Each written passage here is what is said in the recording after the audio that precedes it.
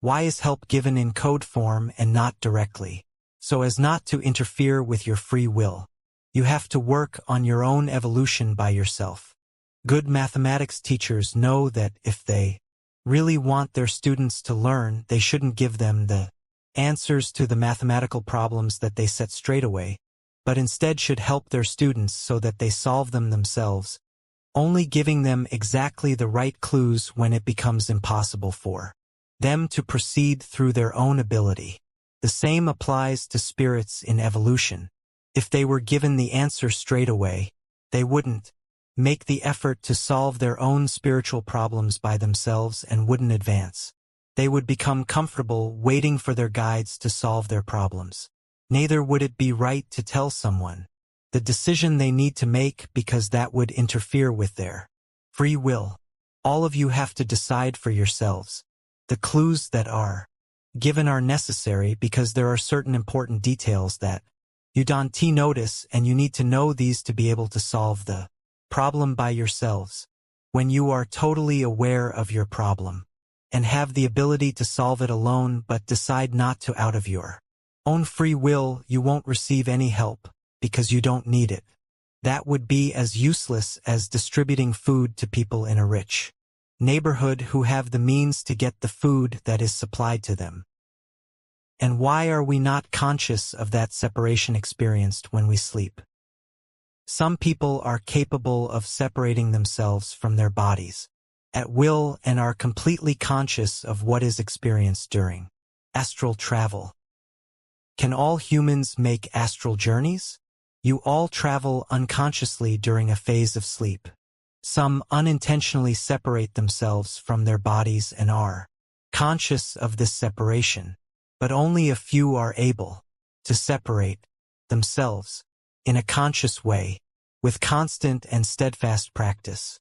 Many of you could consciously make astral journeys, but as most of you don't believe that this is possible and you don't even try to achieve it, consequently it never happens.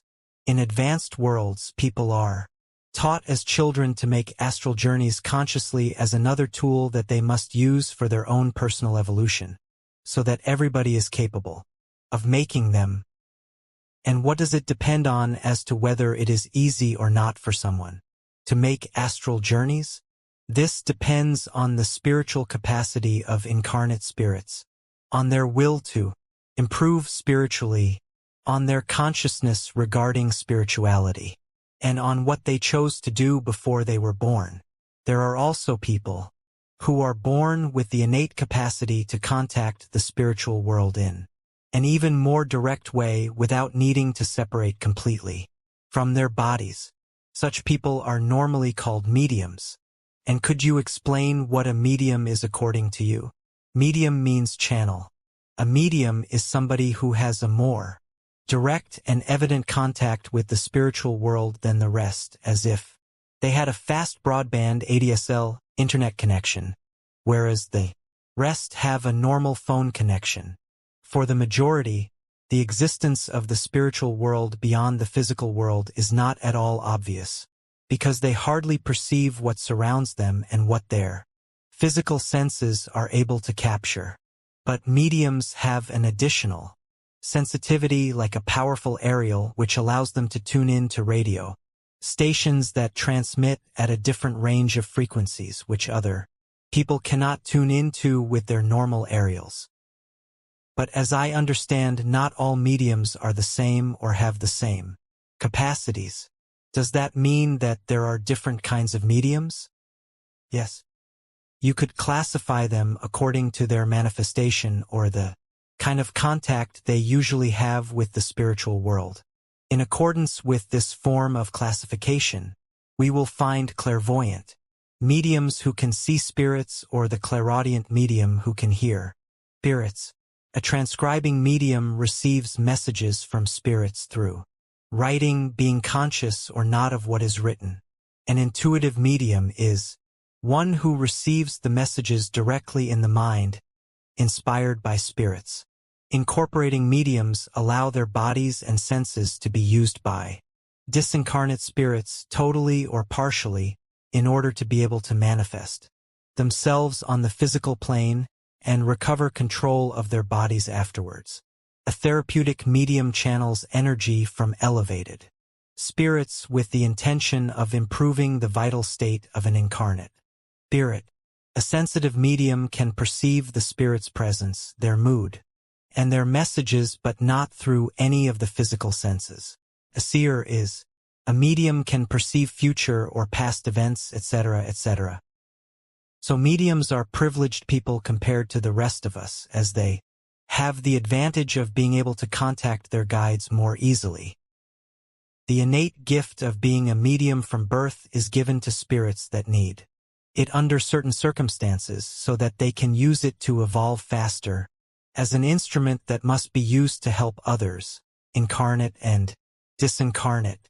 However, most people, once they are incarnate, either prefer not to have this capacity because other people who don't have it don't understand them, or else they use it for personal financial gain. The ability to make contact is not exclusive to contacting spiritual guides, but the spiritual world in general, and in this world not all of them are good, just like in your world. There are spirits with different grades of evolution, and the channel is open to everyone, so that we can receive positive and negative influences, depending on how the medium wants to use that channel. The influence of more or less advanced spirits will be attracted. So inferior spirits can also influence us. Yes, they can. Every incarnate being receives influences and suggestions from spirits, whether they are mediums or not, and also from inferior spirits. But just as with superior spirits, they can only do that if you let them. As they are beings with a low vibration, they can only be on the same wavelength as you when you lower your vibration. They use spiritual weakness and defects to get in. Harmful feelings, acts against the law of love are their way of entry.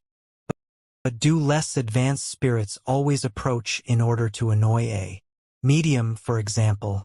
No. Sometimes some spirits may try to get close because they need help to get out of a painful circumstance. Other spirits could cling very strongly to material life due to the state of turmoil that those spirits are in. They are not aware of the help that is being offered directly from the spiritual world. In that case, the medium is like a lighthouse in the middle of the fog that acts as an intermediary in order to give those spirits the help that they need to lead them towards their destiny in the spiritual world. Well, mediums don't have a very good reputation in this world, right? That is usually the case in worlds of your evolutionary level. For what reason? There are several reasons. One of the reasons is the bad example of those that used their contact with the spiritual world with dark and egoistic intentions, attracting the influence of lower spirits, or those that turned it all into a fraud, trying to get rich at all costs. They have also been persecuted and run down in every possible way, because the powerful people on earth considered that mediumnity was a threat to their interests, since the knowledge obtained directly from the spiritual world might make humanity wake up and become aware of the spiritual reality of the real purpose of life. Consequently, people may try to free themselves from the chains that stop them from evolving. And people in power would lose all their influence to manipulate and mislead them, and couldn't go on exploiting them for their own gain. But what sense is there in some people having this special connection to be mediators with the spiritual world for others, if we all have our own connection? If all human beings had their channel with the spiritual world open, it wouldn't be so necessary for spirits to incarnate with the objective of being a channel from the spiritual world for others. However, as so many beings have great difficulties activating their own connection, whether this be through lack of willpower, through lack of knowledge, or through fear, they don't directly receive the help that they need. Therefore, the spiritual world uses certain spirits that come with the specific mission to act as spokesmen to transmit the messages that incarnate spirits need for their evolution. Be clear about one thing: There will always be contact between the spiritual world and the world of incarnate beings, because incarnate spirits need to receive spiritual help in order to progress, no matter how or in what way this contact is established. But, if I have understood correctly, just as in the spiritual world there are well-intentioned spirits that intend to help you, there are also spirits that try to do everything possible to stop you from advancing, and they can also get in contact with you. How does one know which the interlocutor from the other side is and what intentions a spirit has? The quality of the message is the best way to find out the capability of the author. If it is a good and useful message that you feel in your heart, and that helps you to advance in love, then you can be sure that it is a message from good spirits. If the message tries to stimulate your egoism in some of its manifestations, you can be sure that these are imposters with bad intentions, even though they identify themselves under a famous name such as Jesus or the Virgin or Saint Teresa. As Jesus said, "You will know them by their fruits. A good tree cannot bring forth evil fruit, neither can a corrupt tree bring forth good fruit." And on what does it depend whether we have contact with certain spirits or others? Contact through a medium is very similar to the contact you can have with someone through the internet, because in both cases you cannot physically see your interlocutor. In both cases we can contact people from faraway places, and as we don't know them, there may be people with good intentions or with bad intentions who try to deceive us. Depending on the interest that we have, we will make contact with a certain type of person or another. If we are attracted to a certain topic, we will look for a chat or a forum about that topic and will be in touch with people who also have the same interest. For example, if we are looking to participate in an NGO in order to help others, we will look for web pages and forums on that topic. In these forums, it is more difficult to encounter people with bad intentions, as this is not the type of topic that interests those people who do not have good intentions. But if you enter forums that promise that you will get rich effortlessly or to find a partner chosen from a catalog, you can be sure that nothing good will come of it.